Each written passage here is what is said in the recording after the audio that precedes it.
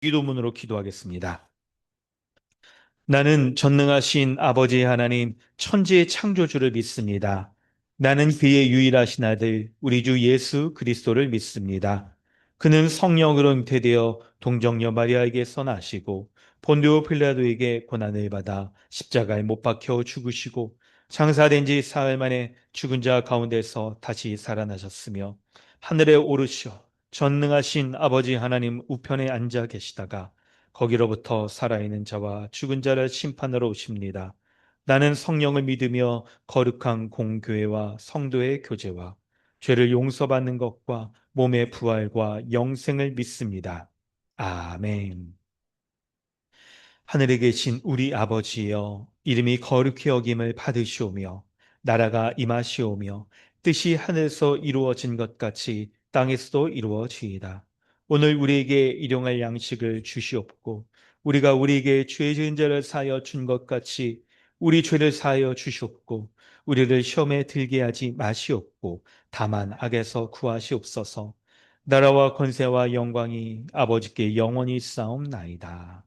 아멘. 하이데베르그 교리 문답은 72, 73, 74 문답입니다.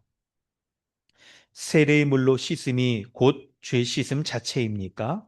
아닙니다. 오직 예수 그리스도의 피와 성령만이 우리를 모든 죄에서 깨끗하게 합니다. 그러면 왜 성령께서는 세례를 중생의 씻음과 죄를 씻음이라 하셨습니까? 하나님께서 그렇게 말씀하신 데에는 중요한 이유가 있습니다. 하나님께서는 몸에 더러운 것이 물로 씻겨지듯이 우리의 죄가 그리스도의 피와 성령으로 없어짐을 우리에게 가르치려 하셨습니다. 더 나아가서 우리의 죄가 영적으로 씻겨지는 것이 우리의 몸이 물로 씻겨지는 것처럼 매우 실제적임을 이러한 신적 약속과 표로서 우리에게 확신시키려 하셨습니다.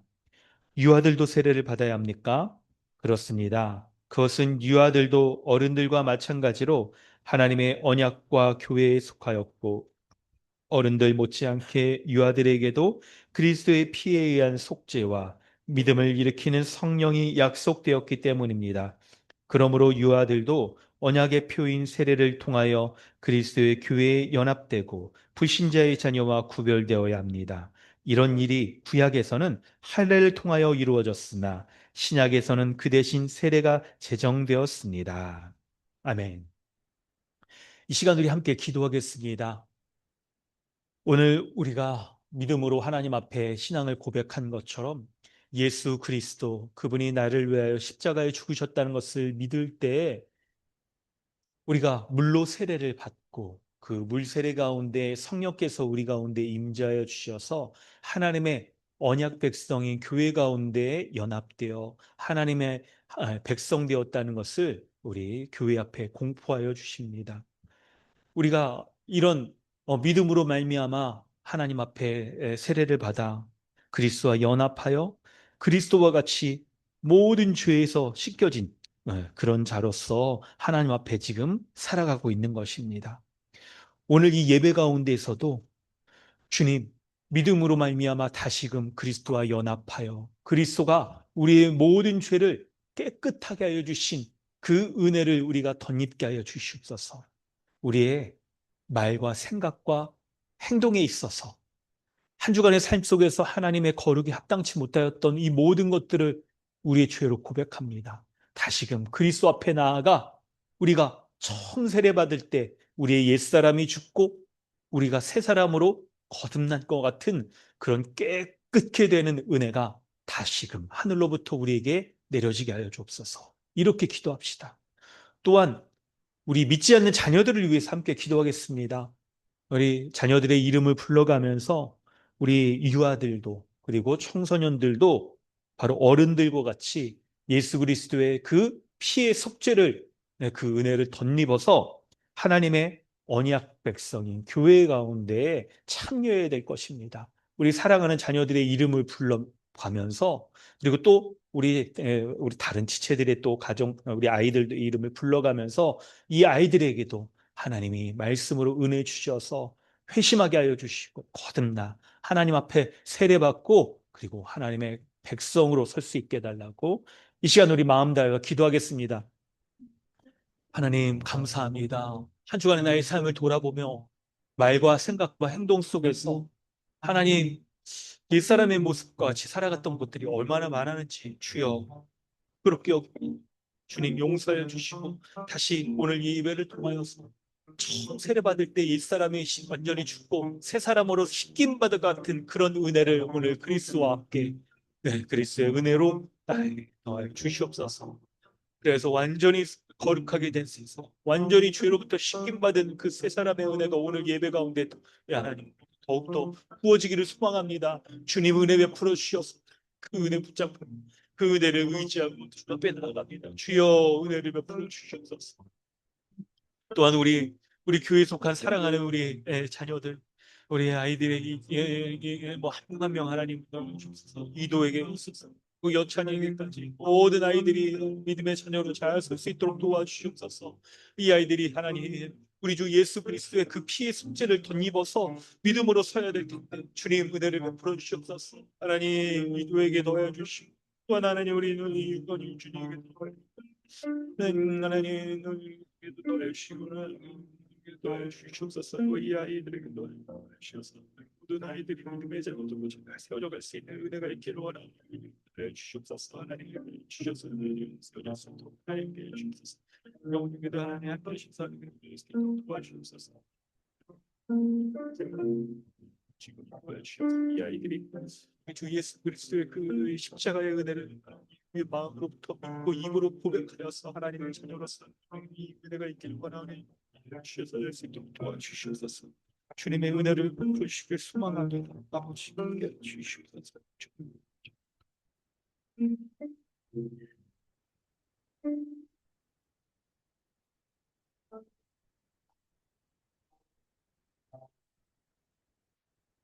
하나님 아버지, 하나님께서 말씀 가운데 우리에게 십자가의 언약을 베풀어 주신 것 우리가 감사하며 그것을 의지하여 기도합니다. 주님께서 내가 만일 내 입으로 예수를 주로 시인하고 그리고 내 마음에 예수 그리스도께서 어, 하나님의 은혜 가운데 죽은 자 가운데 부활하신 것을 믿을 때 구원받는다라고 말씀하셨습니다. 그래야기에 우리가 예수 그리스도 그 십자가의 복음을 믿는 믿음으로 말미암아 그것을 우리가 마음으로부터 믿고 그리고 교회 앞에서 입으로 고백할 때에 그 믿음의 고백을 참되다라고 여기시며 우리를 구원하여 주시고 그리고 세례받고 하나님 그리스도와 연합하여 그 모든 은혜와 복들 누리게 하신 것 우리가 믿습니다.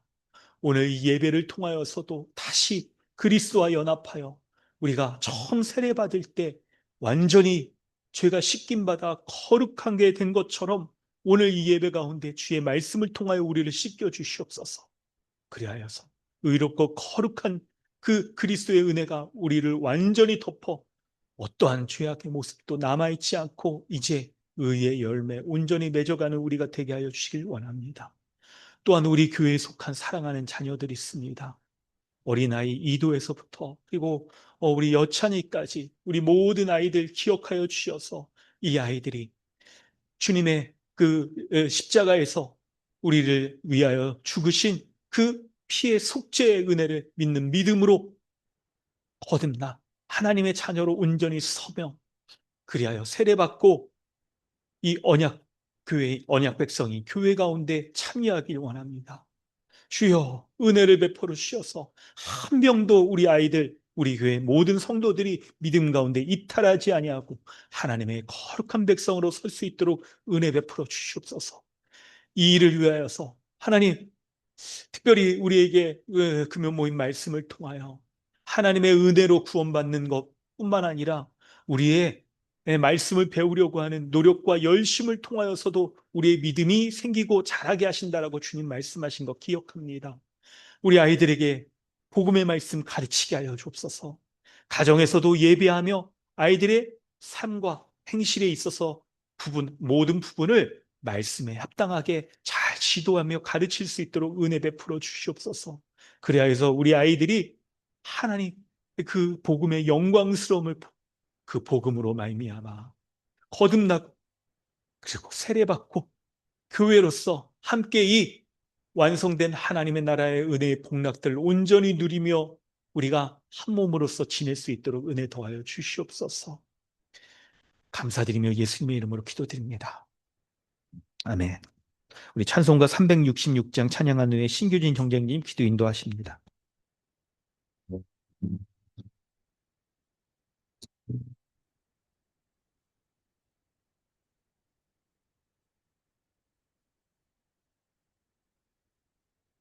어두운 내 눈 밝히사 진리를 보게 하소서. 진리의 열쇠 내게 주사 찬빛을 찾게 하소서. 깊으신 뜻을 알고자 엎드려 기다리오니 내 눈을 뜨게 하소서. 성령이여 막혀진 내 귀 여시사 주님의 귀한 음성을 이 귀로 밝히 들을 때에 내 기쁨 한량 없겠네.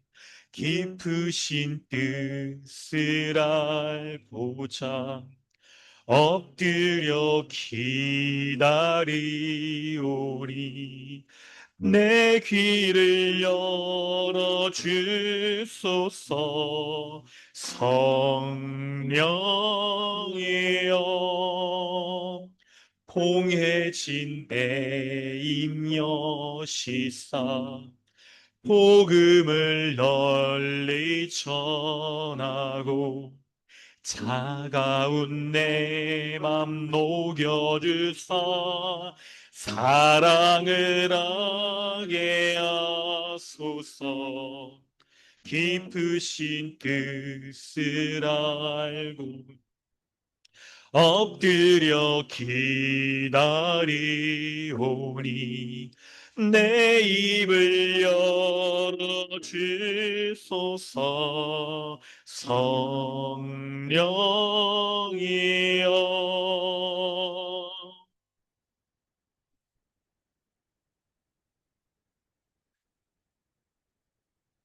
거룩하시고 은혜로우신 아버지 하나님 아버지, 오늘도 우리를 예배의 자리로 불러주시고 하나님 앞에 서게 하심에 감사와 찬양과 영광을 올려드립니다.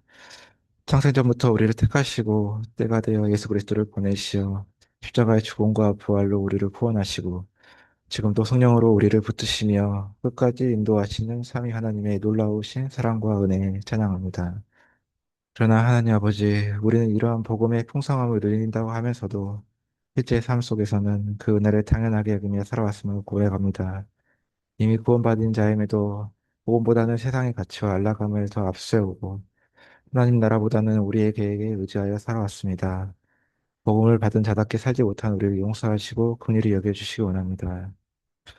주님, 우리가 삶 가운데 복음을 전하는 일을 잊지 않게 하시고 우리의 가정이 선교지가 되게 하시고 우리의 학교와 직장, 일상이 복음의 통로가 되게 하여 주시옵소서. 거창한 방법이나 능력을 의지하지 않게 하시고 삶으로 복음을 증거하게 하시며 필요한 때에는 담대하게 예수 그리스도를 전하게 하옵소서. 우리의 작은 순종으로 누군가가 복음을 듣게 하시고 듣는 자마다 믿음으로 나오는 은혜를 허락하여 주시옵소서. 특별히 아직 복음을 알지 못하고 듣고도 마음을 열지 못한 우리의 가족과 친척과 친구들과 이웃을 기억하여 주시옵소서. 하나님께서 오래 참으시고 불순종하시는 백성을 향해 손 내미시던 것처럼 지금도 그들을 포기하지 않으시고 사랑으로 찾아가 주시옵소서. 우리 또한 조급하고 또 정죄하지 않게 하시고 오래 참고 기도하며 사랑으로 섬기며 복음을 전하게 하여 주시옵소서. 강남 주님의 교회를 위해 기도드립니다. 우리 교회가 복음의 풍성함을 누리는 공동체에 머물지 않고 복음을 흘려보내는 교회가 되게 하여 주시옵고 복음 안에서만 머무는 공동체가 아니라 세상 가운데 파송된 교회가 되게 하여 주시옵소서. 우리의 모든 사역과 모임과 양육과 섬김이 결국 복음을 전하는 일로 이어지게 하여 주시옵소서. 말씀 전하시는 이기성 목사님에게 성령의 충만함과 담대함과 지혜를 더하여 주시고 언제나 사람의 말이 아닌 하나님의 복음을 바르게 선포하게 하여 주시옵소서. 복음을 듣는 성도들에게도 듣는 귀와 순종하는 마음을 허락하시고 말씀을 듣고 있는 자가 아니라 삶으로 옮다가는 자가 되게 하여 주시옵소서. 우리의 다음 세대 또한 복음의 부유함을 알게 하여 주시옵고 세상의 성공과 소비주의와 자기중심적 가치관에 휩쓸리지 않고 어려서부터 예수 그리스도의 은혜를 알고 믿으며 담대하게 복음을 전하는 세대로 자라가게 하여 주시옵소서. 이미 우리에게 주신 복음의 은혜의 풍성함과 그 은혜에 대한 감사로 평화를 누리게 하여 주시기 원하며 우리 주 예수 그리스도 이름으로 기도드립니다. 아멘.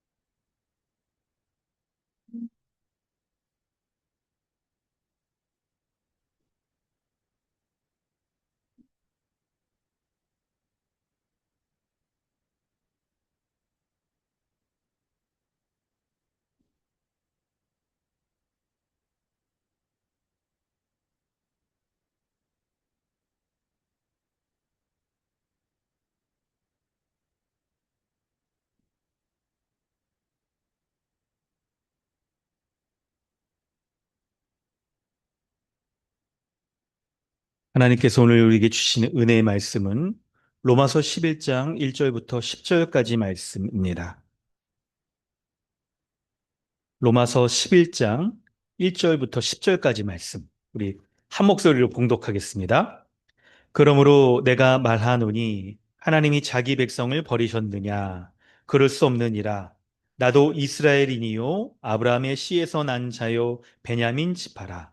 하나님이 그 미리 하신 자기 백성을 버리지 아니하셨나니 너희가 성경이 엘리야를 가리켜 말한 것을 알지 못하느냐? 그가 이스라엘을 하나님께 고발하되 주여 그들이 주의 선지자들을 죽였으며 주의 제단들을 헐어버렸고 나만 남았는데 내 목숨도 찾나이다 하니 그에게 하신 대담이 무엇이냐? 내가 나를 위하여 바알에게 무릎을 꿇지 아니한 사람 7천 명을 남겨두었다 하셨으니 그런즉 이와 같이 지금도 은혜로 택하심을 따라 남은 자가 있느니라.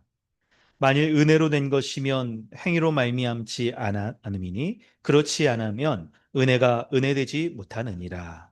그런즉 어떠하냐? 이스라엘이 구하는 그것을 얻지 못하고 오직 택하심을 입은 자가 얻었고 그 남은 자들은 우둔하여 졌느니라.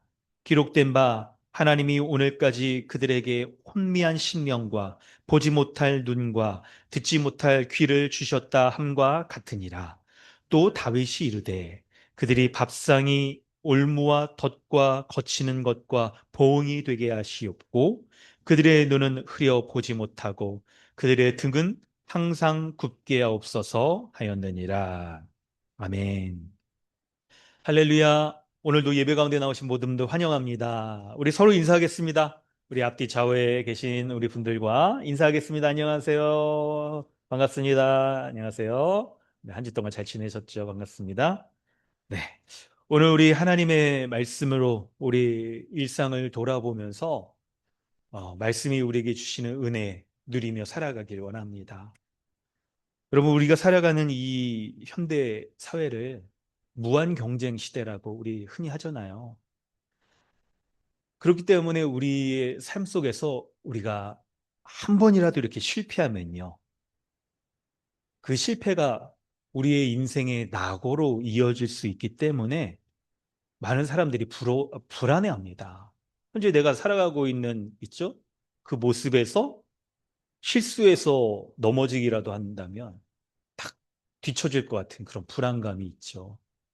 현재 내가 누리고 있는 것들, 요거 선택을 잘못해서 잃어버린다고 한다면 영원히 그 자리를 우리가 회복하지 못할 거란 불안감들이 많아요. 많은 부분들이 그렇죠. 우리의 일상 속에서 직장은 어떻습니까? 혹시 시장에서 여러분 혹시 권고사직 이런 거 당하기라도 한다면, 요즘 정말 어렵잖아요. 다시 재취업하고 직장 얻고 이럴 기회가 주어지기가 어렵기 때문에 어떻게라도 그 자리를 우리가 계속 유지하려고 우리는 하게 됩니다. 우리가 누리고 있는 뭐 부도 한번 생각해 보죠. 우리 각자의 삶에서 우리가 누리고 있는 있죠? 집이나 뭐 돈이나 이런 것들이 있는데 얼마나 이런 것들을 잃어버릴까 우리가 어려워하고 그거 잃어버리면 안 되기 때문에 우리 현재의 그 위치와 자리를 지키기에 우리가 이렇게 딱 전전긍긍하고 있는 모습들을 보이게 됩니다. 그것 때문에 우리는 얼마나 불안감들이 우리에게 많은지 몰라요. 이거 잃어버리면 안 돼. 이거 다른 사람하고 경쟁해서 내가 뒤처지면 안 돼. 하는 것 때문에 굉장한 불안감이 많습니다. 혹시나 그런 상황에서 우리가 이렇게 실수하거나 실패해 본 경험이 혹시 있으세요? 뭐 취업이 뭐 안 될 수도 있기도 하고 아니면 이렇게 한 번의 선택이 좀 잘못돼서 약간 우리의 어려움을 겪기도 하고 그러지 않습니까? 그런 우리의 일상 속에서 우리의 삶은요, 굉장히 불안감도 많기도 하고, 내가 믿었던 사람에게 탁 이렇게 그냥 배신당해가지고 얻는 그런 상처도 있기도 하고, 그런 상처를 어디 사람에게만 당하는 게 아니죠. 내가 믿었던 돈, 그게 그냥 나를 떠나가요. 없어져 버리고. 그래서 우리가 있죠. 사람들에게 혹은 상황 속에서 돈도 나를 버린 것 같은 그런 일들을 많이 겪게도 돼요. 여러분, 이런, 있죠? 모습 속에서 우리는 누군가에게 혹은 어떤 물건들에게 버림받은 같은 그런 상황 가운데 혼자 있다라고 여길 때 있잖아요. 그때 오늘 본문이 우리에게 주는 말씀이 무엇인지를 뒤돌아볼 바랍니다. 여러분, 오늘 본문은 믿지 않는 이스라엘 백성에게 사도 바울이 그들을 이제 믿으라고 권면하고 전도하는 아주 그런 이제 목적 가운데 쓰여진 본문이죠. 그래서 우리가 그런 측면으로도 우리가 봐야 되는 게 있고 믿음을 갖고 있는 우리에게 이 본문이 주는 은혜가 무엇인가 하는 면들도 우리가 더 또 생각을 해봐야 될 거예요. 바로 그런 면들에서 우리가 좀 본다면 우리가 누군가에게 이렇게 버림받고 혼자 있다라고 여겨진 그런 때 있잖아요. 하나님이 우리에게 뭐라고 말씀하시냐면 1절 말씀에 그러므로 내가 말하노니 하나님이 자기 백성을 버리셨느냐? 그럴 수 없느니라고 말씀하세요. 하나님은 자기가 택하여 삼으신 하나님의 백성을 결코 버리지 않는다라고 말씀하시는 거예요. 그것에 대한 예를 두 가지를 듭니다. 1절에서는 사도 바울이 자신의 예를 들어요. 자신에 대해서 뭐라고 얘기합니까? 나도 이스라엘이니요 아브라함의 씨에서 난 자요 베냐민 지파라고 말을 해요. 그렇게 소개를 합니다. 이것 때문에 있죠. 하나님이 나를 버리지 않는다라고 말하는데 근데 여러분 사실 사도 바울의 삶에 대해서 잘 아시는 분이라고 한다면 사실 이걸 보면 사도 바울은 좀 버림받을 만한 사람이 아니었는가? 이렇게 여길 수 있어요. 참고본문에도 여러분 실어놨는데요. 참고본문을 한번 보시면서 여러분 이게 따라오세요. 갈라디아서 1장 13, 14절에 내가 이전에 유대교에 있을 때 행한 일을 너희가 들었거니와 하나님의 교회를 심히 박해하고 멸하였대요. 내가 내 종족 중 여러 연갑자보다 유대교를 지나치게 믿어 내 조상의 전통 가운데 더욱 열심히 있어서 예수 믿는 자들을 핍박하고 교회를 멸하기까지 해가지고 한 그런 행동들을 보면 하나님의 자녀로 삼아주시지 않을 만한 이런 모습이었다는 거예요. 그러니까 바울이 있잖아요. 유대교에 아주 열심을 내었을 때의 모습을 보면 하나님의 백성으로 딱 예수 믿는 하나님의 백성으로 삼지 않을 만한 모습이 아주 많았던 거예요. 뿐만 아니라 디모데전서 여기 보면요. 내가 전에는 비방자요, 박행자요, 폭행자였대요. 요거 머리끝자로 따가지고 비박폭 약간 이렇게 하는데요. 성경 퀴즈 같은 거 할 때는 예수님을 비방하고 예수 믿는 자들 박해하고 폭행하였던 그런 자인데 도리어 긍휼을 입었대요. 왜 그러냐면 내가 믿지 아니할 때 알지 못하고 이걸 했기 때문에 그런 거다. 그래서 주님이 나에게 그리스도 안에 있는 그 은혜를 풍성하게 베풀어 주셨다는 거예요. 이렇게 믿지 아니할 때에 했었던 아주 극악한 이런 행동들은 하나님이 불쌍히 여겨 주셔서 우리에게 그런 것들 잊어버리시고 믿음을 갖도록 하셔서, 예수 그리스도를 믿는 믿음을 갖도록 하셔서 하나님의 자녀를 삼아 주신대요. 이런 하나님의 은혜는 15절에 미쁘대요. 미쁘다는 말이 뭔지 약간, 저 중학생 때 미쁘다는 말 처음 들었을 때, 미쁘다는 말이 뭐야? 이쁘다는 말을 잘못 쓴 건가? 믿을 만하다는 말입니다. 영어로는 faithful. 믿을 만하다, 신실하다는 거예요. 하나님이 우리의 있죠. 믿기 이전에 이런 행동이나 이런 것들에 국한하지 않으시고 우리에게 은혜를 베풀어 주신 그 하나님의 은혜와 사랑은 변하지 않는다는 거예요. 감사하다는 거예요. 그래서 모든 사람이 이런 하나님의 은혜를 받을 만하다. 그리스도 예수께서 있죠. 죄인을 구원하시기 위해 세상에 오셔서 십자가에서 은혜를 베풀어 주신 것, 그 은혜로 말미암아 죄인 중에 괴수인 내가 구원받았다. 사도 바울이 자기 자신의 모습을 샘플로 드리면서 죄인 중에 괴수와 같은, 우두머리와 같은 그런 사람에게도 은혜를 베풀어 주신 것을 볼 때 하나님이 자신의 백성은 결코 버리지 않고 끝까지 그 구원을 붙들어 주신다는 말씀을 하는 거예요. 뿐만 아니라 2절부터 4절 말씀을 보면 뭐라고 말씀하냐면요. 이스라엘 국가의 예를 들면서 하나님이 이스라엘 백성들을 얼마나 버리지 않고 그들에게 변하지 않는 하나님의 은혜를 베풀어 주셨는지를 설명을 하고 있어요. 2절에 보면 하나님이 그 미리 아신 자기 백성을 버리지 아니하셨다라고 말씀하면서, 그러면서 구약 시대에 한 예를 듭니다. 한 예를 들어요. 뭐냐면 열왕기 상하 말씀에 보면 엘리야 선지자가 일하던 시대, 당시의 왕은 아합 왕이라는 사람이었어요. 당시에 여러분 이스라엘의 영적 상태가 어땠냐면요. 아합 왕과 아합 왕의 아내, 왕후죠. 이세벨이라는 왕후에서부터 우상을 믿고 백성들에게 하나님 대신 우상을 섬기라라고 적극적으로 장려하던 시대였어요. 그러니 여러분, 이스라엘 백성들이 왕이 이렇게 자신도 믿고 장려를 하는데 우상을 섬기겠어요, 안 섬기겠어요? 섬기죠. 이스라엘 백성 전부가 이 이제 우상을 섬기는 거예요. 바알신, 아세라신, 이게 남신, 여신 이렇게 얘기하는데 사람들에게 풍요를 주고 가산, 자녀를 많이 낳게 해줘 해서 부요를 준다라고 여겼던 그런 신들을 이스라엘 백성들이 많이 섬겼던 거예요. 전국가적으로 섬겼던 겁니다. 그러면서 어떤 영적인 상태로 이제 변하게 되냐면 엘리야 선지자가 그런 것들은 우상이다. 하나님만 섬겨야 된다라고 막 외치고 백성들에게 회개하고 돌아가라. 이렇게 외치는데 그 엘리야 선지자마저도 죽이려고 하는, 엘리야 선지자뿐만 아니라 이제 다른 선지자들이 있었을 거 아니에요. 그 사람들 죽이고 나서 이제 엘리야 선지자마다 마저 죽이려고 하는 그 상황에 빠져 있는 거예요.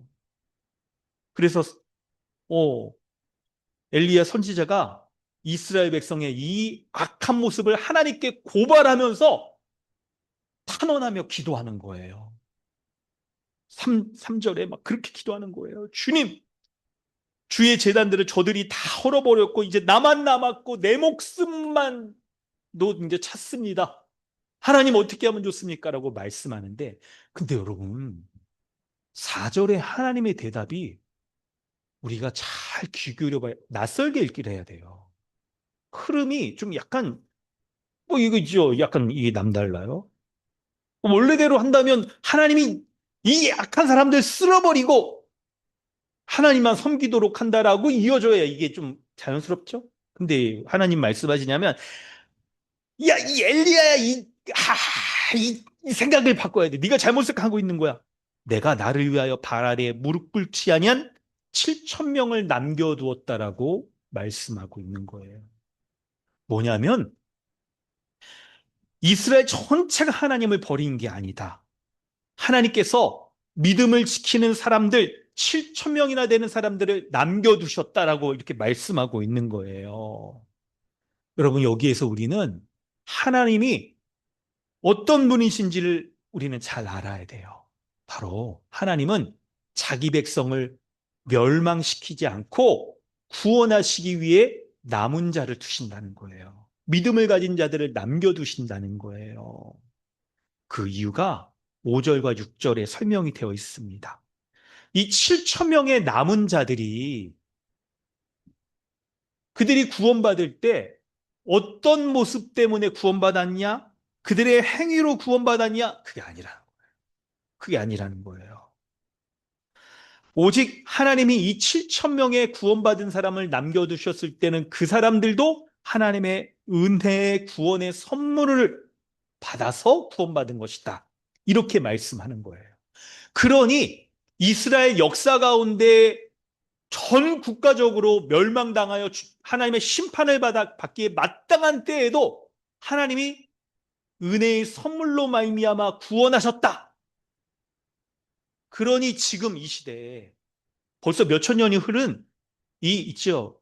예수님 사도 바울이 전하는 이 시대에 이 사람들은 바로 행위가 아닌 은혜로 말미암아 구원받지 않겠느냐 이렇게 말씀하고 있는 거예요. 여러분 잘 집중하세요. 이게 딴 데 마음을 뺏기지 마시고 아주 중요한 여기에 영적인 원리가 있습니다. 바로 우리 자신을 둘러싼 내외적으로 이 말씀이 하나님이 어떻게 우리 가운데 행하시는지를 알려주세요. 우리는 이 말씀을 아주 잘 집중해야 돼요. 여러분, 우리가 엘리야가 처하고 있는 것 같은 그런 상황에 처할 수 있어요. 우리가 처한 상황들이 굉장히 우리에게 적대적인 상황. 아무도 믿음을 갖지 않고 그럴 만한 상황에 처할 수 있어요. 우리가 개인적인 어려움 때문에 그럴 수 있고, 혹은 직장에서의 상황도 그럴 수 있고, 믿지 않는 사람들과의 관계 속에서 여러 모습 속에서 그럴 수가 있어요. 그럴 수가 있다는 거. 여러분, 생각을 해볼 때, 이때, 내적으로는 어떻게 우리가 생각해야 되냐면, 우리가 그런 아주 어려운 상황과 환경 가운데 처하면요, 믿는 사람 나밖에 없구나. 나는 그냥 홀로 지금 버림받아서 어떻게 이걸 해결할 수 없구나 이렇게 생각하기가 쉬운데요. 그런데 뭐냐. 하나님은 모든 사람을 구원하시진 않는다는 거예요. 믿음으로 말미암아 의롭게 되어져서 정말 믿음으로 살아가려고 하는 그런 사람들만 구원하신다는 거. 그러니까 자동적으로 구원이 이루어지지 않는다는 거. 그거를 잘 생각해야 되고 또한 외적으로는 뭘 생각해야 되냐면 내가 홀로 버림받아 내 주변에 아무도 믿는 사람들이 없고 나에게 도움을 주지 못할 만한 상황이라고 여겨지는 그때 내가 미처 보지 못했던 7천 명의 믿음의 동력자들이 있다는 생각을 해야 되는 거예요. 하나님이 여러분 엘리야조차도 얼마나 그 상황이 어려웠는지 이 7천 명이나 되는 많은 사람들을 볼 수가 없었어요. 그 정도로 우리가 상황이 어렵고 힘들고 우리의 힘으로 그걸 해결할 수 없기 때문에 우리가 그 상황에 짓눌려 버려서 제대로 판단하고 분별하기 어려운 상황에 놓일 수가 있어서 나 혼자 남겨져 있구나. 외톨이처럼. 그런데 하나님께서 이 믿음의 사람들을 세워주셨다는 것들을 우리에게 알려주시는 거예요. 여러분, 오늘 이 말씀을 가지고 이제 설교 말미에 적용하면서 우리에게 주시는 은혜가 무엇인가를 살피려고 하는데요. 여기에서 조금 더 이어지면 좋겠는데, 이게 바로 이렇게 이어지면 참 은혜롭고 좋을 것 같은데, 네, 여러분. 지금은 여러분 이제 좀 중요한 설명, 이제 7절부터 10절의 설명을 좀 드리려고 하는데, 여러분 지금 이 말씀은 좀 머리를 쓰셔야 됩니다. 여러분. 자, 우리 사랑하는 성도 여러분. 좀 이해하기 어려운 부분이 있어서 그래요. 그래서 최대한 제가 좀 쉽게 설명을 좀 해볼게요. 뭐냐면 7절에 그런즉 어떠하냐 이스라엘이 구하는 그것을 얻지 못하고 오직 택하심을 입은 자가 얻었고 그 남은 자들은 우둔하여 졌느니라. 이 말씀을 하세요. 이스라엘이 구하는 것을 얻지 못한대요. 그들이 하나님의 백성 되는 것 그걸 얻지 못합니다. 왜냐하면 이 그들은 그들의 행위로 말미암아 하나님의 백성이 되어지기를 이렇게 딱 원했는데 그런 방식으로 얻지 못해요. 그래서 오직 하나님의 택하심을 입은 은혜로 말미암아 주어지는 그 사람들만 구원받는 거죠. 이 사람들이 여러분 오직 택하심을 입은 자가 5절에 나와 있는 남은 자예요. 남은 자. 그리고 7절 이하에 그 남은 자들은 우둔하여졌느니라고 말할 때 그 남은 자는 구원받은 남은 자를 말하는 게 아니라 구원받지 못한 사람. 그러니까 7절에 구하는 것들을 얻지 못한 그 이스라엘 백성을 가리켜요. 그러니까 약간 이 남은 자란 말이 반복돼서 똑같은 걸로 생각하는 좀 반대예요. 반대. 구원받지 못한 사람들은 우둔하여졌느니라 라고 지금 얘기하는 거예요. 여러분 이 설명을 좀 이제 드리려고 하는 겁니다. 합니다. 우둔하여졌다.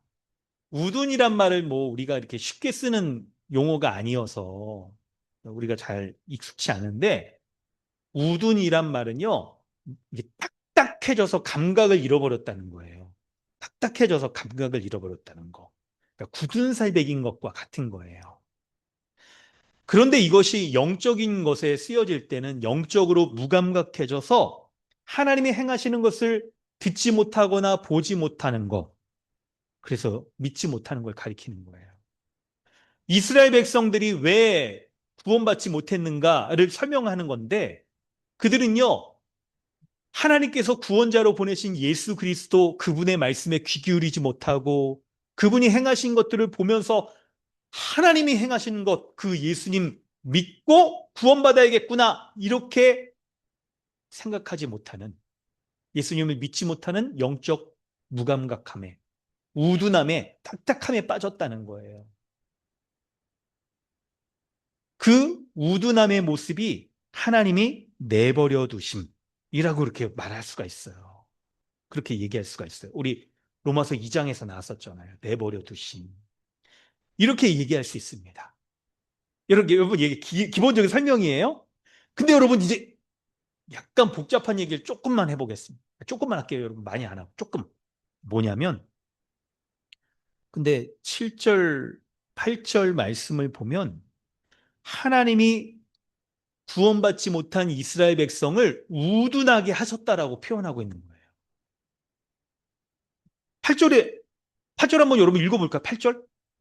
기록된 바 하나님이 오늘까지 그들에게 혼미한 심령과 보지 못할 눈과 듣지 못할 귀를 주셨다 함과 같으니라고 말하잖아요. 그러니까 이스라엘 백성이 지금 믿지 않는 것은요. 하나님이 그들에게 우둔함을 주셨다. 우둔한 상태에 두셨다.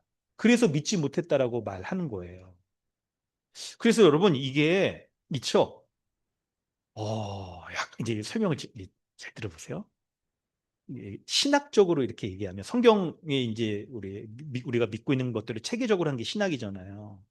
이런 것들이 창세전에 믿을 사람을 하나님이 미리 아시고 선택하시고 믿지 않을 사람들을 창세전에 미리 결정하셨다라는 이제 그런 것들이 이런 게 이제 근거를 두고 있는 거예요.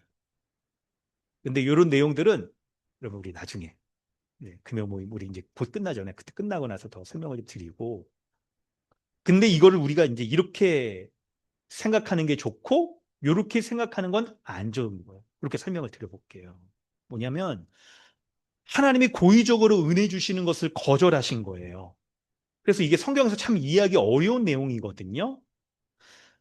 믿지 않는 사람들의 배후에 하나님의 숨은 뜻이 있다는 거예요. 반대로 이미 믿은 사람들의 배후에도 하나님의 숨은 뜻이 있어요. 그래서 하나님이 저들에게 혼미한 심령을 주셔서 믿지 않게 하셨다. 라고 우리가 이해할 수 있는데, 근데 여러분, 이렇게 오해하지 마세요. 믿지 않는 유대인들이 그들이 예수님을 믿으려고 했는데 하나님이 그 믿으려고 하는 마음을 거절하셔서 못 믿게 하셨다? 이건 아닌 거예요.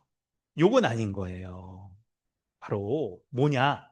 유대인들이요, 스스로 복음이신 예수 그리스도를 거절하고 영적으로 무감각한 그 상태, 그 상태를 하나님이 그대로 두셨다라고 여러분 이해하시는 게 우리 좋은 거예요. 그래서 이것조차도 믿지 않는 사람들이 왜 이렇게 복음을 전해도 듣지 않는가, 믿지 않으려고 하는가 라고 할 때, 이것조차도 하나님의 구원의 섭리의 한 방편이구나 라고 우리가 본문을 이해하는 게 좋습니다. 자, 이제 어려운 설명은 이제 그만하고, 하나님의 은혜가 무엇인가? 이걸 통하여서 우리에게 알려주시는 하나님의 은혜가 무엇인가에 여러분 이제 우린 집중해서 보려고 합니다. 바로 첫 번째로 여러분, 모든 사람은, 주인 된 사람은요, 원래 하나님을 알 수 없었던 거예요. 그래서 하나님이 은혜 주시지 않으면 원래 영적으로 무지하고 우둔한 상태였던 거예요. 그러다가 두 번째로, 그런데 하나님이 귀를 여셔서 깨닫게 하시고 눈으로 보게 하시고 우리의 마음을 열어서 믿게 하시는 그 오직 은혜로 말미암아 하나님의 자녀가 되는 거예요. 그래서 여러분, 이미 믿은 우리에게 어떤 일이 일어나서 우리가 이렇게 믿을 수 있게 된 겁니까? 복음이 들려졌을 때 예수 그리스도의 죽음과 부활에 대해서 우리가 귀로 듣고 믿을 수 있게 우리의 귀를 열어주신 거예요. 우리의 눈을 열어주셔서 2000년 전에 여러분 사실 목격한 사람, 눈으로 본 사람 있으세요? 아무도 없어요. 심지어 여러분 이스라엘도 안 가셨었잖아요. 안 가보셨잖아요. 가보지도 않은 나라에, 보지도 않은 나라에 2000년 전 우리나라 얘기도 아니에요. 단군 신화 믿으라고 그러면 그래도 좀 믿을만 하겠지. 2000년 전에 전혀 일어나 우리와 상관없는 그 이야기들을 마치 눈으로 본 것처럼 믿을 수 있게 우리의 눈을 열어주신 거예요. 그래서 우리의 혼미한 심령을 열어주셔서 믿음을 갖게 하신 이 은혜의 역사가 우리에게 나타난 거예요. 그래서 우리가 오직 은혜로 말미암아 구원받을 수 있게 된 겁니다. 할렐루야. 이런 은혜를 우리에게 알려주신 겁니다. 이런 은혜를. 그와 반대로 어떤 사람에게는 여러분 이 은혜 주시지 않고 귀를 막고 눈을 막아 버립니다. 그 결과가 뭐냐? 9절, 10절이에요. 우리 9절, 10절 말씀을 한번 같이 읽어볼까요? 함께 읽겠습니다. 여러분 9절, 10절 말씀 한번 같이 읽어보도록 하겠습니다. 한번 같이 읽습니다. 시작. 또 다윗이 이르되 그들의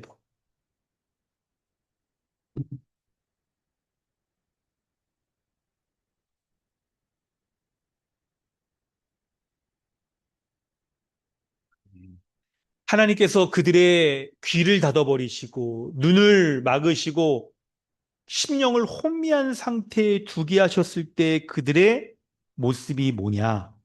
바로 밥상이 올무가 된다는 거예요. 그들의 밥상이 올무가 된다고 덫이 된다라고 말씀하는 거예요. 여러분, 이 밥상이라는 건 뭡니까?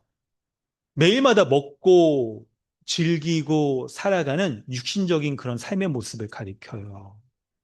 여러분, 사실 뭐 모든 사람이 다 먹고 마시고 즐기며 이렇게 살아갑니다. 그것 자체가 나쁜 게 아니에요. 우리에게 아주 필수적으로 좋은 거죠. 그렇다고 먹고 마시고 뭐 즐기는 게 나쁜 거라고 해서 그러면 좋은 거 먹으면 안 됩니까? 그냥 뭐 이렇게 건빵 아니면 뭐 이렇게 군대 무슨 음식 뭐 이렇게 죽만 먹고 살아야 돼요? 그런 거 아닙니다. 즐기며 먹고 살아가도록 하나님께서 창조 세계를 만드신 거예요. 근데 어느 순간 먹고 마시며 살아가는 이 육신적인 삶이 바로 올무와 덫과 거치는 것이 되는 경우가 있다는 거예요.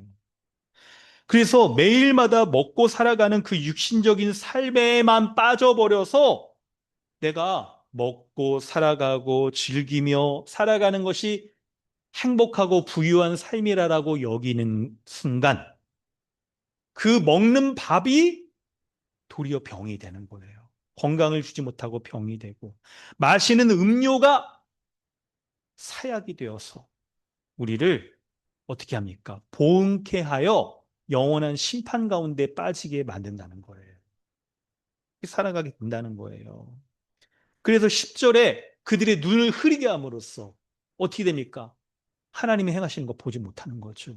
그들의 등을 굳게 하는 것으로써 죄의 노예 상태, 이 땅에서 그렇게 살아가다가 죄로 말미암아 영원한 심판에 빠지게 된다는 거예요. 여러분 이렇게 된다면 너무나도 불행한 거죠. 너무나도 불행한 거예요. 여러분 이 설명을 들으셨을 때 여러분 이제 본문에 대한 1차적인 설명을 좀 마치고 우리에게 적용하려고 해요. 여러분 오늘 적용을 좀 이렇게 길게 했습니다. 약간 설명을 그래도 빨리 한다고 했는데 여러분 이 설명을 들었을 때 여러분 각자는 어느 부류에 속해 있다라고 지금 여길 수 있을까요? 이 설명을 들었을 때 아니 뭐 저런 사람들이 다 있어. 어떻게 복음을 듣고도 저렇게 안 믿을 수가 있어? 약간 다른 사람을 향하여서 아이고 저런 멍텅구리 같은 사람들이라고 여기십니까? 아니면 나는 도대체 어떻게 해서 믿을 수가 있었지? 내가 구원받은 것이 얼마나 이거 말로 이게 설명이 안 되는 일인가? 이렇게 생각이 되십니까? 여러분, 후자를 먼저 생각하셔야 돼요. 아니, 어떻게 해서 나 같은 사람이 이렇게 구원받을 수 있었을까? 어떻게 나 같은 사람을 하나님이 미리 하나님의 자녀로 아시고 택하셨을까? 그래서 도무지 복음 듣지 않으려고 하였던 나의 귀를 이렇게 열어주시고, 눈도 열어주시고, 심령도 열어주셔서 하나님의 아들이신 예수님을 믿게 하셨는가? 도무지 나를 향해 행하신 하나님의 은혜는요, 이걸 다 이해할 수도 없고 풀 수도 없어요. 어려운 수학 문제보다 더 어려워. 이 하나님의 나를 향해서 행하신 거 이해하려고 한다면 이거 못 풀어요, 이거. 영원한 미스테리, 난제죠. 여러분 오늘 본문을 보면서 왜 유대인들을 우둔하게 하셨나? 이것도 여러분 이해해야 되는데 한편 왜 나 같은 우둔한 사람은 믿게 하셨나? 여러분 이것도 생각을 해야 돼요. 그래서 여러분 이런 생각을 가지셔야 됩니다.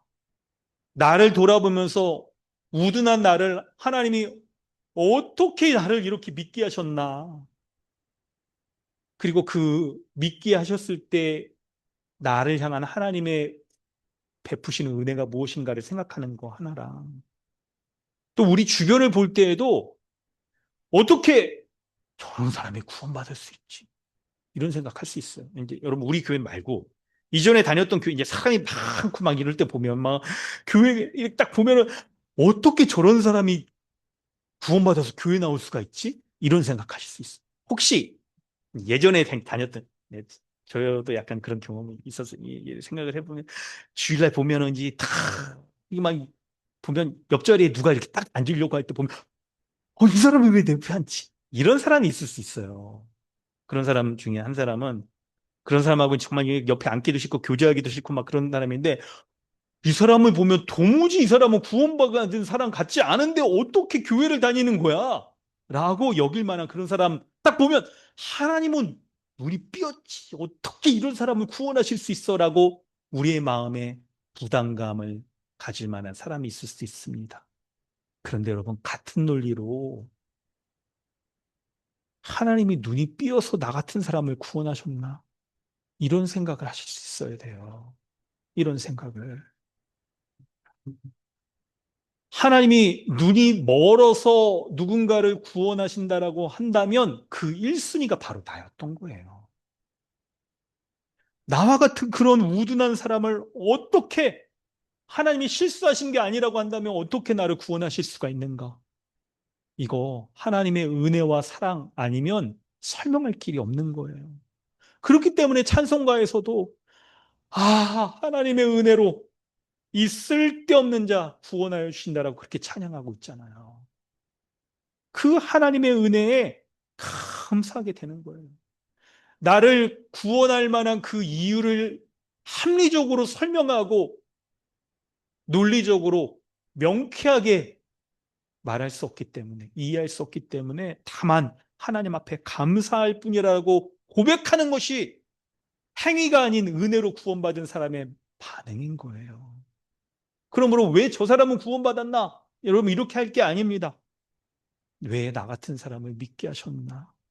그 은혜와 사랑을 생각해 보면요. 여러분, 오늘 설교 듣고 나가 집에 가셔서 밤에 자려고 누웠다가 그냥 벌떡 일어나서 하나님 앞에 감사하고 기도하고 찬양하고 하는 것. 그리고 지체들과의 이 교제 가운데에서 하나님의 은혜를 서로 나누게 하시는 그 은혜 주시려고 이 말씀 주시는 거예요. 그 은혜 주시려고. 사도 바울의 신령을 여러분 동족을 향한 자기 형제 이스라엘을 향한 신령을 보면 이렇게 정죄하지 않은 거예요. 왜 이스라엘 백성 너희 믿지 않느냐? 이렇게 하지 않고 도리어 이스라엘 민족을 향한 하나님의 은혜와 사랑이 지금 끊어지지 않는다라고 그렇게 여기고 있는 거예요. 사랑하는 성도 여러분, 이제 본문 가운데 우리가 알게 된 이 메시지를요, 우리에게 좀 적용하려고 합니다. 여러분, 이거 귀 기울여서 잘 들으셨으면 좋을 것 같아요. 하나님께서 오늘 본문을 통하여서 자기 백성을 결코 버리지 않은 그 신실한 하나님의 은혜에 대해서 우리에게 알게 하십니다. 그러므로 우리는 두 가지. 첫 번째는 나를 자녀 삼으셨기 때문에 내가 어떠한 환경과 상황에 처한다 할지라도 하나님이 나를 버리지 않겠구나. 또한 두 번째로 내가 어려운 그 상황과 환경에 놓여졌을 때 있잖아요. 나 혼자 있는 것 같은 상황 속에서 7천 명의 믿음의 동역자를 두셨다는 것을 기억해야 돼요. 첫 번째로 하나님은 나를 자녀 삼아 주셔서 버리지 않으십니다. 어떠한 순간에도 하나님께서는 하나님의 자녀를 버리지 않으시고 끝까지 책임지시고 인도하시는 완전한 사랑을 베풀어 주시는 아버지세요. 우리 주변에서 가정에서도 아버지 어떤 분입니까? 끝까지 가정을 버리지 않고 책임지고 아버지로서의 그 의무와 사랑을 행하려고 하는 그런 강인한 모습을 보이잖아요. 우리가 믿고 있는 하나님 아버지가 바로 그런 분이신 거예요. 우리가 낙심하고 실패할 때조차도 우리를 보아처럼 내버려 두지 않으시고 하나님의 강한 손으로 붙들고 인도하고 계시는 그 하나님이신 거예요. 할렐루야. 그 하나님의 사랑에 대해서 우리 마음에 새기기 바랍니다.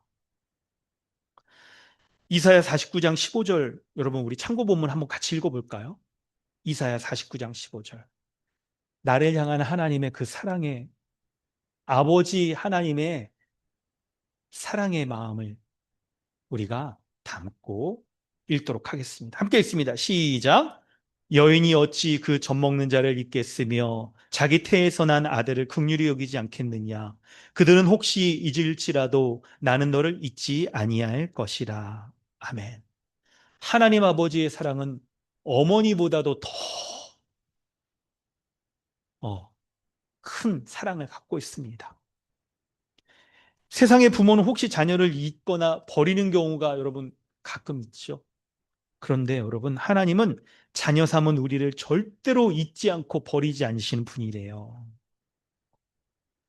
여인이 그 젖먹이 아이를 혹 버리는 그런 경우를 할지라도 나는 너를 잊지 아니할 것이다. 어머니와 같은 그런 따뜻한 사랑. 어떤 경우에도 그 자식을 품어주려고 하는 그 사랑을 갖고 계신 분이 바로 하나님이신 거예요. 이 말씀을 가지고 여러분 위로의 말씀을 삼으시길 바랍니다. 우리는 가장 아름답고 숭고한 사랑이 어머니의 사랑이라고 모든 사람들이 동의하지 않습니까? 그래서 어렵고 힘든 순간에 엄마를 찾죠. 엄마 보고 싶다. 엄마 밥 먹고 싶다. 그런 얘기도 많이 하잖아요. 그런데 그런 어머니의 사랑마저도 불완전할 수가 있는데 그런데 하나님 아버지의 사랑은 결코 변하지 않는 우리의 인생의 최고의 안전지대라고 말씀하고 있는 거예요. 그 하나님께 나아가기만 하면, 하나님 품에 있기만 하면 어떤 것으로부터 완전히 보호받는 그 하나님의 품, 그 품에 안기라라고 말씀하고 있는 거예요. 그 하나님께 돌아가기만 하면 어떻게 하십니까? 우리를 고아와 같이 버려두지 않으시는 그 은혜를 베풀어 주세요. 예수님께서는 우리를 세상에 고아처럼 홀로 두지 않으시고 예수님의 성령님 우리 안에 보내주셨어요. 그래서 우리 안에서 성령 하나님께서 어떤 일을 하시니까 우리와 동행하시면서 우리를 위해 간구하실 뿐만 아니라 우리가 하나님의 말씀을 들을 때 그 말씀을 붙들을 수 있도록 우리의 마음을 열어주시는 분이 바로 성령님이세요. 여러분 이거 아주 중요하게 여러분 묵상하고 더 생각을 해봐야 됩니다. 믿지 않는 유대인의 특징이 마음이 닫혀 있다라고 말하잖아요. 그런데 믿는 신자, 하나님의 완전한 사랑 가운데 거하고 있는 신자의 마음에 성령님을 보내주셔서 그 성령님이 말씀을 통하여 우리의 심령을 열어주시는 거예요. 그러니 우리가 말씀을 신뢰하고 붙잡게 하시고 말씀으로 힘을 얻고 말씀으로 하늘의 지혜를 얻게 하시는 이 놀라운 은혜 베풀어 주셔서 우리를 고아처럼 세상에 홀로 두지 않는다라고 말씀하는 거예요. 여러분, 우리의 인생을 살다 보면 우리가 굉장히 어두운 밤을 지나는 그 시기 이렇게 닥칠 수가 있습니다.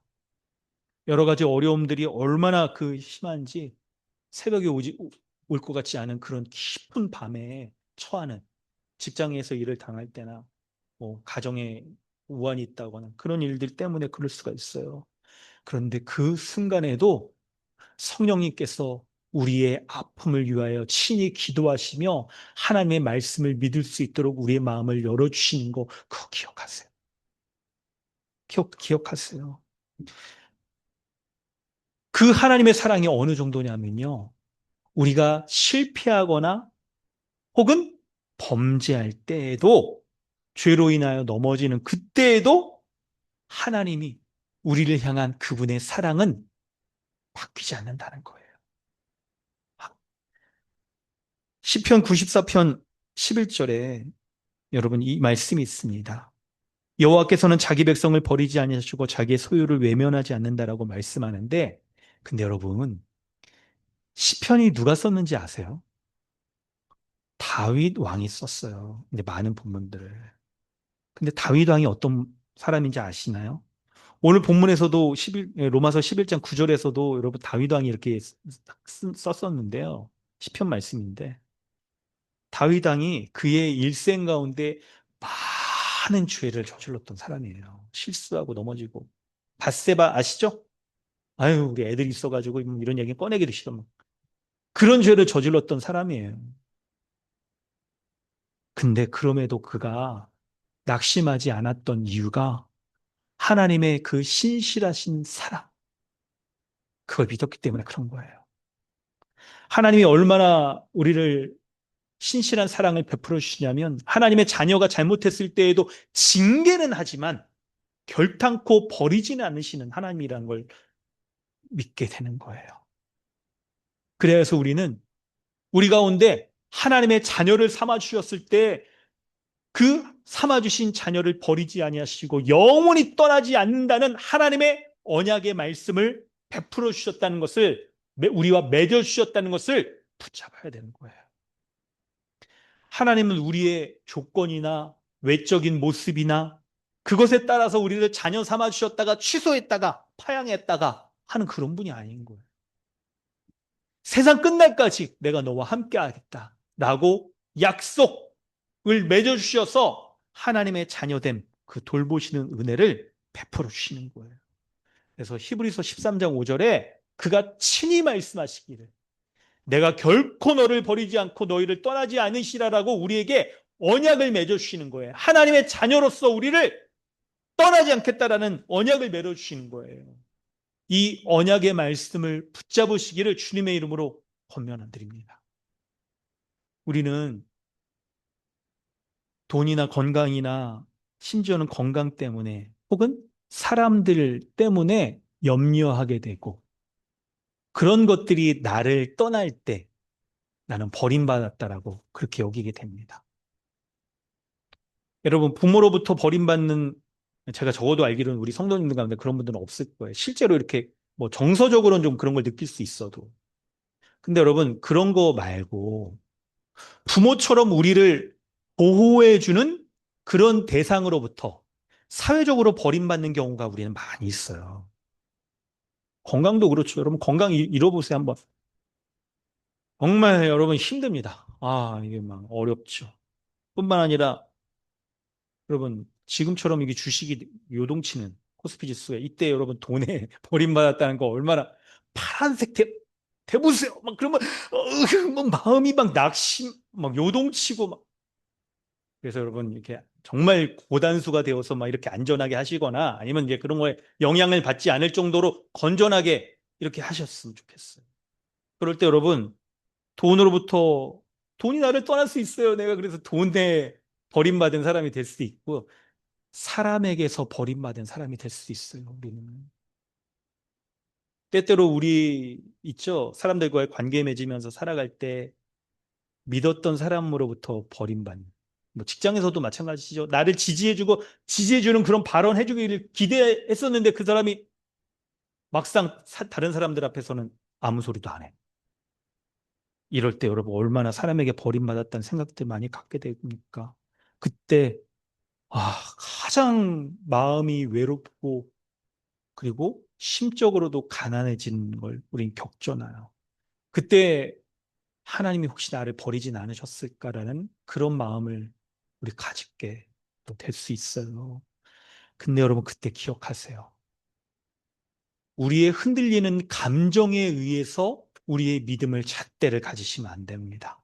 바로 흔들리지 않는 하나님의 언약의 말씀을 의지하여 하나님이 나를 하나님의 자녀로 삼아 주셨다.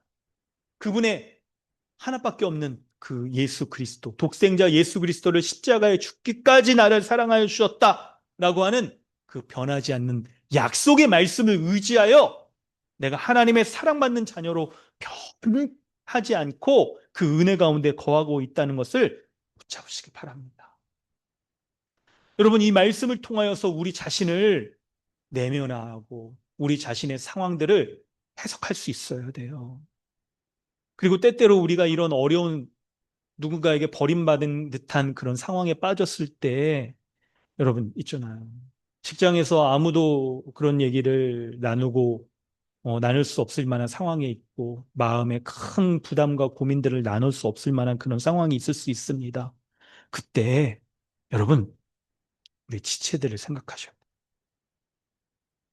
여러분 현대를 살아가면서 우리는요 얼마나 직장 없는 거, 집 이렇게 탁 어떻게 해야 되나. 자녀는 양육, 지난주에 자녀 양육은 했지만 한 주 동안 우리가 자녀 양육대로 말씀대로 이렇게 탁 했는가 못했는가 막 불안해하기도 하고 노후는 이제 어떻게 준비해야 되느냐 끊임없는 그런 미래에 대한 불안 가운데 우리가 살아갑니다.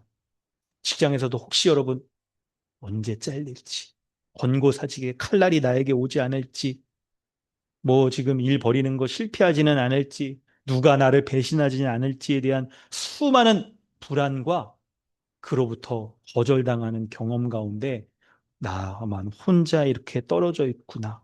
이런 생각 많이 하실 수 있어요. 그때 여러분, 혼자만 있는 것 같은 그 마음에 참된 위로와 회복의 힘이 하나님만 주실 수 있다는 이 말씀 붙드셔야 돼요. 자기 백성을 결코 버리지 않으신다는 그 하나님만 의지하실 수 있어야 돼요. 여러분, 우리가 다른 사람과의 관계 속에서 살아가는 우리의 모습을 생각해 볼 때도 카톡에 친구 프로필, 오늘 누가 생일이구나, SNS 같은 거 하면서 수많은 사람들과 이렇게 연결은 되어 있지만 가장 고독하잖아요. 여러분, 현대인들이 역설적으로 가장 고독한 사람이라고 그렇게 말하잖아요. 이 사회적인 연결, 뭐 네트워크를 이렇게 할 수 있는 것들이 가장 많음에도 불구하고 누구보다 고독하다고 외로움을 느낀다라고 말하잖아요. 아무도 내 진심을 알아주지 못하고 나의 마음을 위로해 줄 만한 사람들 없다라고 여기잖아요. 직장에서 여러분 그런 어려움들, 어떤 큰 그런 일들 닥칠 때 예를 여러분 떠올려 보면 정말 혼자 눈물 펑 쏟을 수밖에 없는 그런 상황 속에서 골방에 들어가 눈물로 하나님 앞에 기도할 수밖에 없는 그 상황 속에서, 그런데 하나님은 나의 눈물을 아시고 내 기도를 들으신다는 그 확신을 잃어서는 안 됩니다. 수많은 사람들 속에서 있죠. 사회 시간에 배웠죠. 군중 속에서 모래알처럼 고독함을 느낄 때 그렇게 우리 살아가잖아요. 그때 함께 기도할 수 있는 믿음의 동력자가 있다는 것을 기억하며 믿음의 동력자들과 교제하고 위로를 얻으셔야 되는 거예요. 그래서 두 번째는, 하나님은요, 우리가 어려운 상황 가운데 놓여졌을 때 7천 명의 믿음의 동력자를 우리에게 주신다는 거 기억하셔야 돼요. 우리를 자녀로 삼으셔서 절대로 버리지 않고 포기하지 않으시는 그 하나님의 은혜는 우리의 일상의 삶 속에서 믿음의 동력자를 두셔서 그 믿음의 동력자, 눈에 보이는 그 사람들을 하나님의 은혜의 통로로 삼으셔서 하나님의 사랑을 우리에게 은혜를 전해주시는 거예요. 하나님은 영이시잖아요. 눈에 보이지 않잖아요. 손으로 만질 수 없고 하나님의 사랑 딱 우리가 체험하죠. 믿음으로 이걸 누리는 거잖아요. 그런데 놀랍게도 믿음으로 누리고 믿음으로 보고 듣고 믿음으로 우리의 마음에 위로를 주는 거, 이게 근본적이고 중요하고 그렇죠? 그런데 놀랍게도 그런 하나님의 은혜를 우리의 일상 속에서 눈으로 만질 수 있고 들을 수 있고 느낄 수 있는 그 통로인 믿음의 지체들을 주시는 거예요. 우리가 고난당할 때 믿음의 사람들을 우리에게 보내주셔서 하나님의 손과 발로, 하나님의 입술로, 하나님의, 있죠? 네, 마음을 위로하는 그 인격체와 같은 사람들을 보내주셔서 하나님의 은혜를 베풀어 주세요. 그러니 여러분, 우리 주변에 있는 이 신앙의 동역자들의 이 가치가 얼마나 큰지 여러분 아셔야 됩니다. 첫 번째로 하나님의 사랑을 눈에 볼 수 있는 통로로 우리의 믿음의 동역자를 주셨어요. 여러분, 우리가 이렇게 우리의 삶에서 인생에서 정말 큰 고난에 빠지면 영적인 눈이 가려져요. 여러분 그런 경험 하시죠? 그 문제, 닥치고 있는 그 상황, 그거에 우리가 이렇게 매몰되어 버려가지고 신앙적으로 볼 수 있는 눈이 완전히 닫혀버리지 않습니까? 그러면서 하나님은 내게 계시는가? 내게 지금도 살아계셔서 역사하시는가? 이런 거 생각도 못할 뿐만 아니라 생각하다 하더라도 그거 의심하게 되죠. 그때 동력자가 찾아와서 하나님의 사랑을 눈으로 볼 수 있게 해주는 거예요. 힘들어하는 그 지체의 손을 꽉 잡아주고, 혹은 있죠. 말없이 껴안아 주면서 같이 눈물을 흘려주고, 찾아와서 따뜻한 이런 밥 한 끼 이렇게 사주면서 시간을 같이 보내주는 거. 이걸 통하여서 하나님이 지금도 나를 사랑하시는구나. 그것을 우리의 눈으로 볼 수 있게 해주는 거죠. 뿐만 아니라 여러분, 우리가 지금 일상에서 짊어지고 있는 이 무거운 짐에 대해서도, 무거운 짐, 지체들의 손과 발을 통해서 함께 짊어질 수 있도록 하시는 거예요. 여러분, 우리가 살아가는 이 세상은요, 각자 도생하며 사는 거잖아요. 함께하고 있는 사람들도 그 약간의 이 관계, 그거 딱 깨지면 흩어져 버리는 거죠. 그런데 여러분, 교회는 어떻습니까? 한 몸 된 지체들과 갈라디아서 6장 2절 말씀에 너희가 짐을 서로 지라 그리하여 그리스도의 법을 성취하라고 말씀하잖아요. 우리가 혼자 짊어지기 어려운 그 짐들을 믿음의 지체들이 함께 나눠지는 것으로써 우리의 짐을, 무게를 가볍게 하면서 함께 살아가게 만드는 거예요. 기도의 제목을 나누고 아픔을 공유하고 다른 사람들에게는 말할 수 없는 그런 거, 나의 힘든 거 말하는 게 약점이 될 수 있는데 교회 지초들에게 터놓고 말하는 것만으로도 그 어려움들을 덜어낼 수 있는 그런 믿음의 지체들을 우리에게 주시는 거죠. 뿐만 아니라 우리가 영적으로 침체되는 영적인 무기력감을 겪게 돼요. 우리의 신앙이 계속 우상향하지 않아요. 이 이미와직의 세상 속에서 우리가 있죠. 때로는 믿음으로 힘껏 싸우면서 믿음이 자라가기도 하지만 우리 마음의 욕심이나 사단의 공격 가운데 노출되어지고 이 세상의 시대 정신에 우리가 세상적인 메시지에 귀 기울이면서 우리가 믿음이 주춤하게 되는 그 순간이 있어요. 우리에게 영적 무기력감이 찾아올 수 있다는 걸 여러분들이 생각을 해야 돼요. 그때 여러분 우리는 정말 내가 그냥 믿음이 그냥 바닥나 버린 것 같아. 그냥 겨우겨우 참고 이렇게 탁 살아가는 것도 하나님께 기도하는 것조차도 힘들 그 상황에 빠질 수가 있습니다.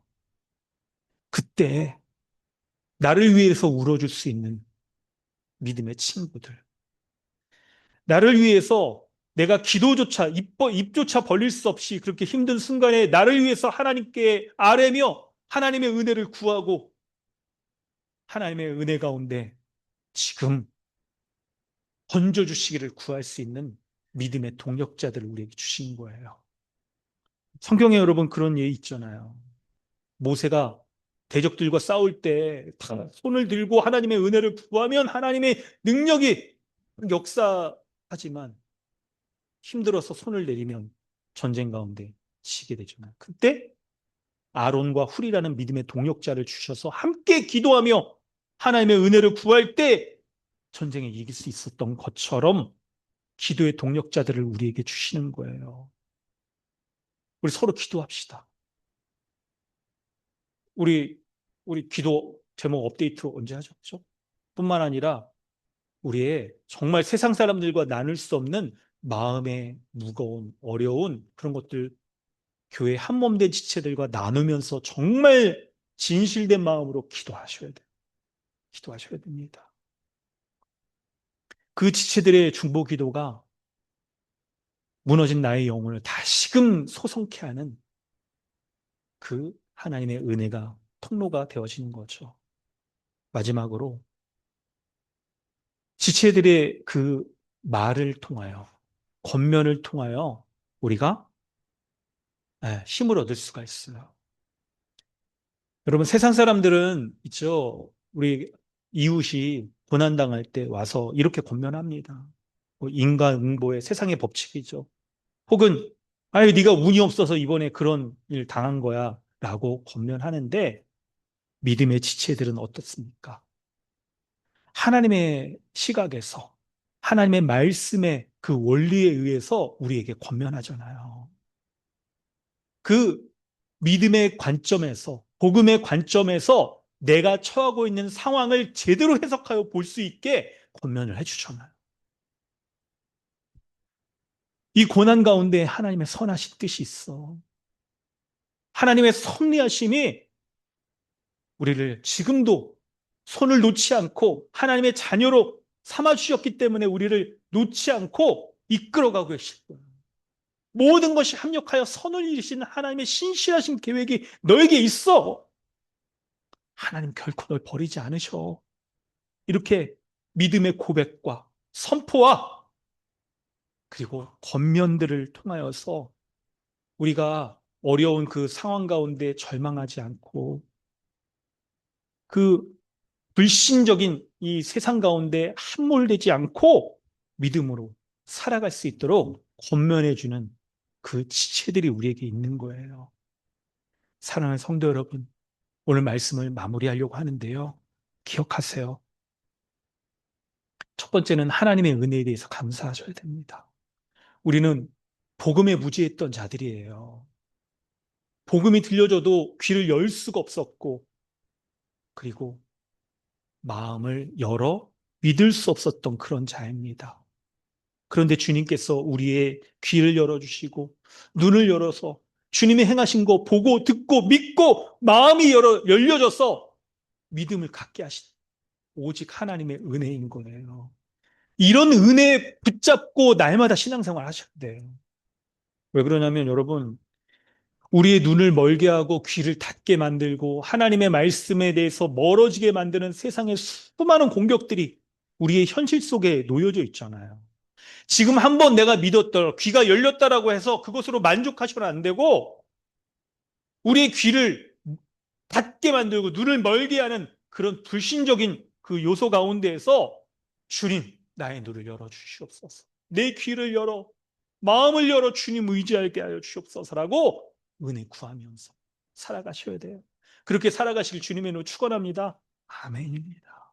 또한 두 번째로 하나님께서 모든 사람, 모든 우리나라, 전 세계, 우리나라, 우리 민족, 우리 교회 모든 사람 구원하시기를 간구해야 됩니다.